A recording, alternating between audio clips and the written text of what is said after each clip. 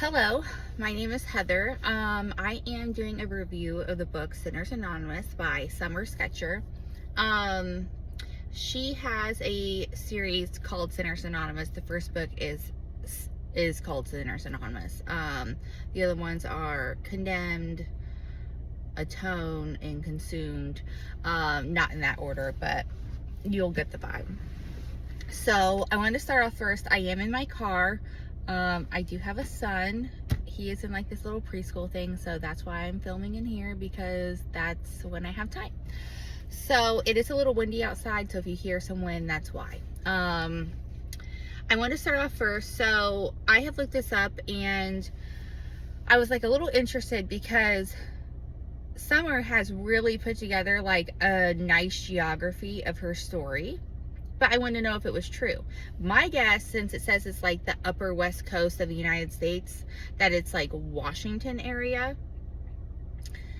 If you look up any devil's names in Washington or like around the coast, it's not this, they're not the same names as what are in the book. So in the book, there's Devil's Cove, Devil's Hollow, Devil's Dip. There are like some devil's names in Washington, but it's just like, it's not the same thing, but it flows along with the story and you get the vibe. Like kind of dark, gloomy, rainy, ocean, cliff, danger, but really pretty landscape. So, that's like, how the cities are, or not the cities, but the little areas of Devil's Coast is. So Devil's Cove is like the Las Vegas of the book. Devil's Dip is like, it's like the poor town of the area. Not like super poor, but it's just, you know, the like blue collar workers that are in the book, they live in Devil's Dip. And then there's Devil's Hollow, which is like more neighborly. At least that's what I gathered. So there's a Visconti family in each area. Devil's Dip, Devil's Cove, Devil's Hollow are like ran by different groups of cousins of the Visconti family. Now, the one we're really talking about right now are between Devil's Cove and Devil's Dip. To start the story off, there's a girl, Aurora. She's 21. She's engaged to a 70-year-old man, Alberto, which we all hate. Leave a comment and tell me how much you hate Alberto, because I know everybody hates him. So she's engaged to Alberto, who is 70. He is the capo of Devil's Cove. Capo, Casa Nostra, like the head of the Italian mafia in his like little area. So they are engaged because she went and begged him for mercy, because she does not want the preserve in Devil's Dip to be torn down. He was like wanting to put like a hotel there or something. So he's like, okay, fine, I won't tear down the preserve, but you have to marry me. Gross. She wants to preserve the preserve because her father lives there, and he is a retired park ranger. This is where she gets like all the bird puns from, like, oh swan instead of oh shit, or oh falcon. Because like she grew up in that like type of environment, and she's really close with her father. You'll find out later on in the story why we need to preserve the preserve. I'm not going to give that part away, but it is a really sweet story.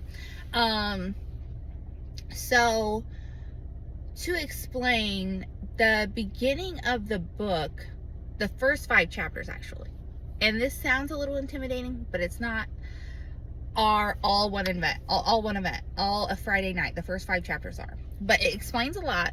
It is gripping. There's a lot that goes on, and it's exciting, so don't fret.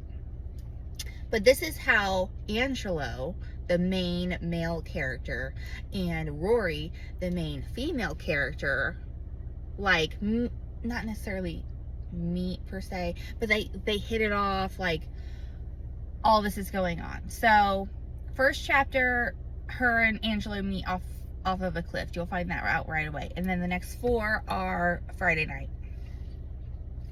It shows like the dynamic of the Visconti family of Alberto's sons, and then how Angelo comes in, like recognizes Rory but doesn't say anything to her, to like let the family know that he knew what was going on with her like being off the cliff. You'll understand all this when you read it.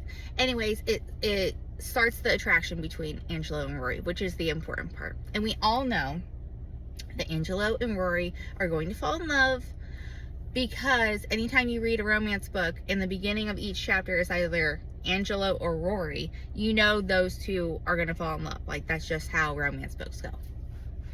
FYI, if you didn't know. So then, you know, they have their Friday night, and it kind of like sets the tone for how the rest of the book is going to go. This is a slow burn mafia romance. Slow burn mafia romance. So you're not going to get to the spice right away. It's the spice takes some time. It takes some time to build up, and it's not really until the end of the book that you like get, you know, like once the fire's lit, it's fucking lit. Freaking lit. Oops. But so I would say spice level 2 out of 5. Only because it takes so long to get to it. So the moral of the story, why it's called Sinners Anonymous, is because, well, let me start here. Angelo's father used to be a priest. He had a church in Devil's Dip.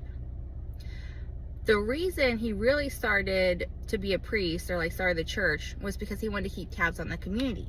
So what did they do? I think it was Raphael who started this. Raphael, Gabriel, Angelo, they're all brothers of the Devil's Dip area. They started a hotline, voicemail, automated voicemail that you call, and you're like, hey, I'm or you don't say, hey, I'm Catholic.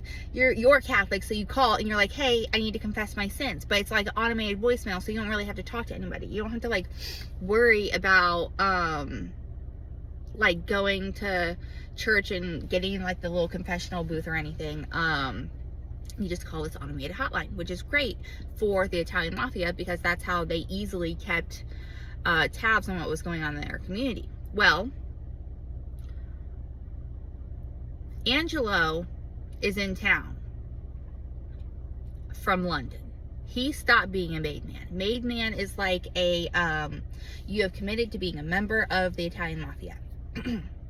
He went straight, so he's not a made man right now.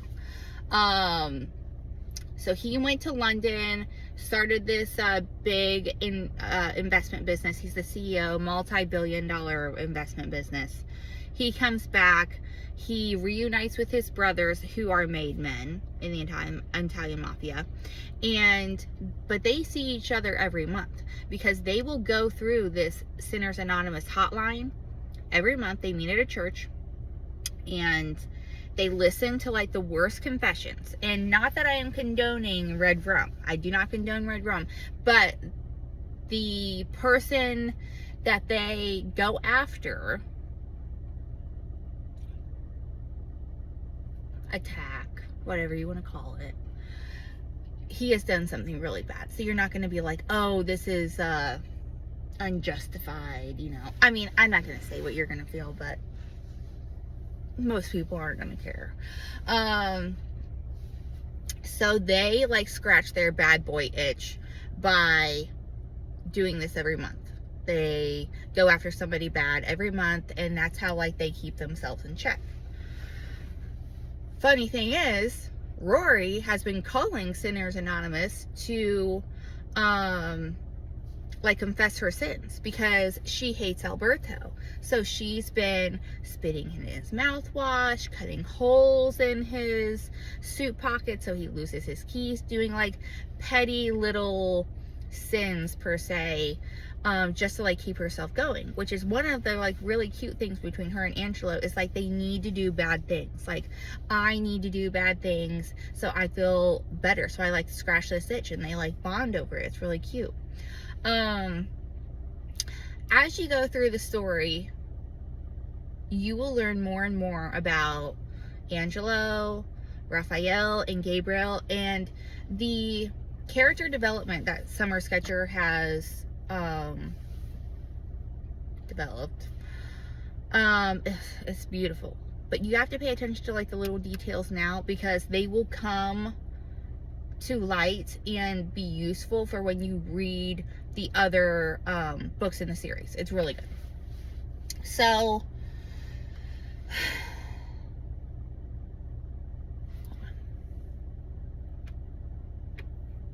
crap. All right. I'm not going to give away too much more, because then it's going to give away the story. Let's not do that. All right. So I want to hear what you think about Sinners Anonymous. Tell me what you think. If you've already read it, read it again. If you have any thoughts or opinions, I want to hear about them. If you have any book recommendations, I'd like to know, because I want to continue these episodes. Like, this is my first episode, and I would like it to continue the rest of Sinners Anonymous, and then go on to different books, because as much as I love Somme Sketcher, this is her only series right now. Tell me how much you hate Alberto. What did you think about Angelo and Rory's romance? How did you handle the few sudden deaths that happened in the book? You know, you need a little knee-jerk in these books sometimes. So let me know. I want to hear what you have to say, and I will be coming out with another episode on the next book of Sinners Anonymous, so that will be coming shortly. Once again, thank you for watching, and I'll see you next time.